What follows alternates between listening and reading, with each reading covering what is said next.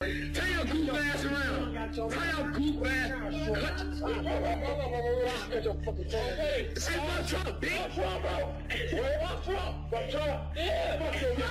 It doesn't matter what you think, and it doesn't matter what you say. What you're looking at is not a hate crime. It's not racially or politically motivated, and it's not evil. How do we know? Because fake stream media morons tell us so. Don Lemon and Simone Sanders tell us that this had nothing to do with racism. 4 black thugs, 18-year-old Jordan Hill, 18-year-old Tesfaye Cooper, 24-year-old Tanisha Covington, and 18-year-old Brittany Covington, who filmed a large portion of this sickening 30-minute viral video, decided that it would be a good idea to broadcast their evil crime in progress live on Facebook. These tough guys figured they would team up on and take out their aggressions and racism on a weak, mentally challenged white guy who couldn't defend himself while screaming, "Fuck Donald Trump, fuck white people." CNN cameraman who happened to capture something that the crappy news network wishes you didn't see.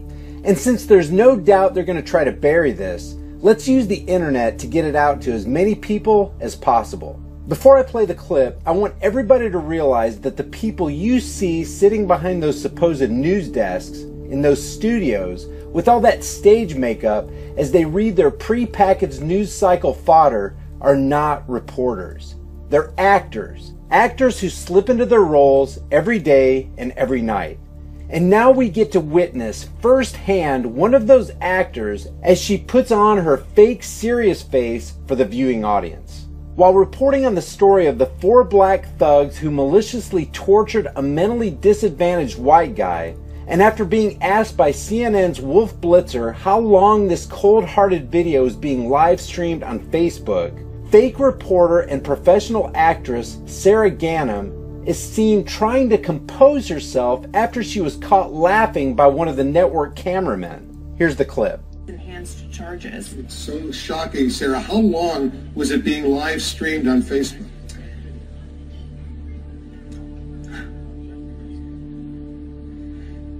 Sarah, how long was this being face streamed live on Facebook? So this went on for about 25 minutes. The victim was able to escape when a neighbor called the police complaining of noise, and Chicago police say they eventually found the victim bloodied. Guys, she got caught laughing during a story about an unspeakably horrible crime. Do you have any people being paid by the CIA who are contributing to a major circulation American journal? We do have people who submit pieces to American journals. Do you have any people paid by the CIA who are working for television networks? This, I think, gets into the kind of getting into the details, Mr. Chairman, that I'd like to get into in executive session. Hey, Anderson, we had a great interview last time. I was wondering if you get a chance to look into Operation Mockingbird? You know what that is. You're talking about something, what, from the 1950s, dude? 1970s, official declassified program, how the CIA infiltrated the mainstream media from the higher up. Right. It's declassified. I read about it in college, yes, I do. Thanks. Do you think it's something that could possibly be happening today? I have no comment for you, thanks, dude. Why not? I mean, you didn't have any journalistic training except CIA training. I mean, yeah. Do you have any people being paid by the CIA who are contributing to the national news services, AP and UPI? Well, again, I think we're getting into the kind of detail, Mr. Chairman, that I'd prefer to handle in executive session. No matter what you may think about Donald Trump in specific or politics in general, there is in our land an epidemic of fake news.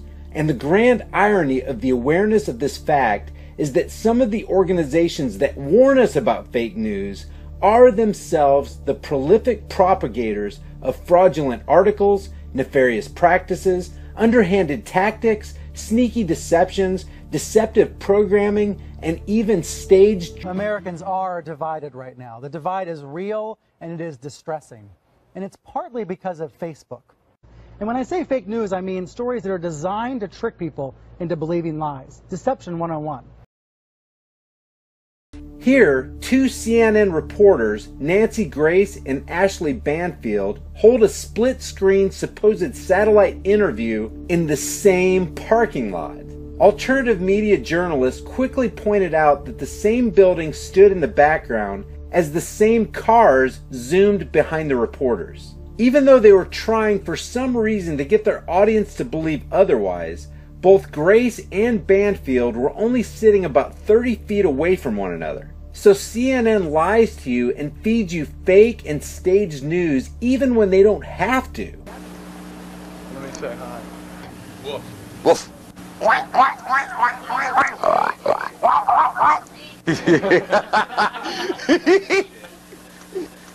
Oh, I love this country so much. You guys just don't have a clue. Well, Cheryl, it was almost exactly 2 hours ago when the sirens went off here in Saudi Arabia. Where we are in eastern Saudi Arabia, there was no problem. Now, let me just size my mask and fit it for a second, just like I always do. Stand by, please. Yeah. CNN's Carl Rochelle is here with me. Just came up. Carl, I know we can't be very specific given these restrictions, but within those parameters, what did you see? Well, what I saw, I didn't see anything hit. I looked almost straight above us. There is a vapor trail coming from my right to my left, and there's a cloud of something. It looks like it might have been an explosion, a cloud. Oh, I'd say...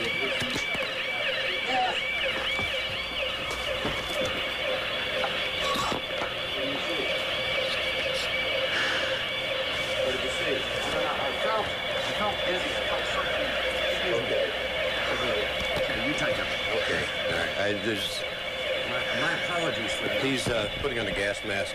There hasn't been any gas dropped here that we could tell. You smell anything? No. Oh. You may smell some of the fumes from a missile exhaust going off. And there's always breaking news. Breaking news. I love breaking news. Or they have now alert. Alert. Breaking news. Breaking. It's breaking live. It's breaking right now. Well, what is it? Here, CNN tries to deceive us into believing that this reporter just randomly chose a guy off the streets of Chicago to interview. Turns out, the guy is John Gurkovic, a CNN cameraman, and somebody forgot to let Don Lemon know that this was a staged event in order to promote the idea that the election of Donald Trump wasn't fair and that Hillary should be the president-elect. I believe in you, Hillary. I've been to Rwanda. I've been to your hospital in Rwanda. I've seen all the good you've done. I believe in you. Women need you. Minorities need you. I need you. Chicago needs you. We all need you. This country needs you to stand up and walk into the Supreme Court and say one vote equals one vote. What's wrong with that? What's the debate? I definitely feel his passion. There's other people out here who feel the same way. Don't At one point, you had people who were blocking this road. Chicago police moved in. Everything has remained peaceful. Like I said, Don, as you see, thousands of people still continue to gather. But like you heard this man, very passionate about the idea. He doesn't want Hillary to stop. Yeah, Brian, you know I used to live there, and I know that guy. That's John Gurkovic. He actually went to Africa with me as a cameraman. But anyway, that's another story. All right, thank you, John. Thank you very much, Ryan. I want to get back to Jason. Jason, you have been covering the Trump team tonight.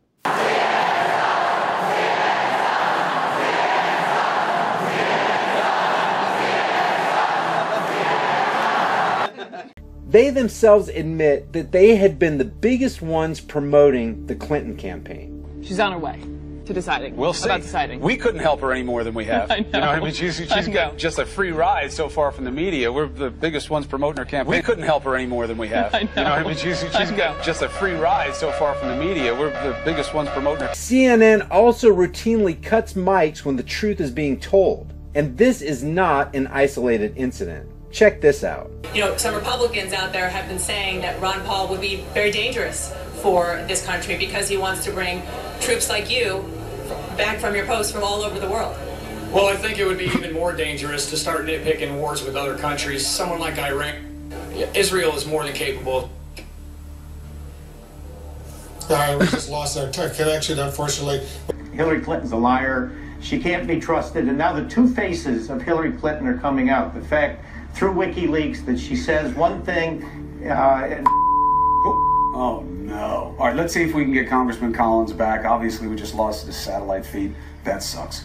And lest you think that CNN's mic cutting is random and isolated, here's an example where they even cut the mic of their own reporter, Breonna Keeler, when she began to speak the plain truth about Hillary Clinton's hypocrisy. Remember, Hillary Clinton has some vulnerabilities herself, even as she calls for criminal justice reform because of her support in the 1990s for anti-crime legislation that ultimately helped contribute to this era of mass incarceration that she now speaks out again. We just lost Breonna Keeler. Anybody who has two brain cells to rub together and watches this video of these four thugs tormenting this guy knows that what's going on here is a hate crime. But Don Lemon, CNN's man of the hour, says this. There's certain things that I can't say that it's a hate crime because Chicago police won't say it. Now remember, Lemon said this after he had already informed us that he had seen the entire video. And he still can't say this is a hate crime because the police haven't confirmed what he was able to see for himself with his own two eyes. This brainwashing subtly conveys the idea that if the authorities, who mainstream media like to call officials, don't tell us what it is, we just can't know. This mind manipulation works perfectly for those who desire for others to do their thinking for them. But if you can think outside the box, you're not going to fall for this crap and you become a danger to the empire. Now listen to some of Simone Sanders' double-speaking fancy footwork. It's unfathomable that so much hate and anger can fill up a person where they go out and they think that this is okay. Then she says, we cannot callously go about classifying things as a hate crime. So hate and anger can fill a person to do something this horrible to another human being, but it's not a hate crime? And as for evil, check this out. You just try to wrap your head around evil. That's what this is. It's evil, it's brutality, it's man's inhumanity to man, and I don't think it's evil. I don't think it's evil. I think these are young people, and I think they have bad home training. I don't think it's evil. So there you have it. This isn't a hate crime, it's not racially or politically motivated, and it's not evil. Mainstream media has President-elect Donald Trump's first news conference since winning the election was incredible. But the most incredible moment came when he called out BuzzFeed and CNN as pushing a fake news story about him being blackmailed by Russia. Is Trump right? Well, yes. But how bad is this information? It's actually unbelievable. Let's give it a reality check.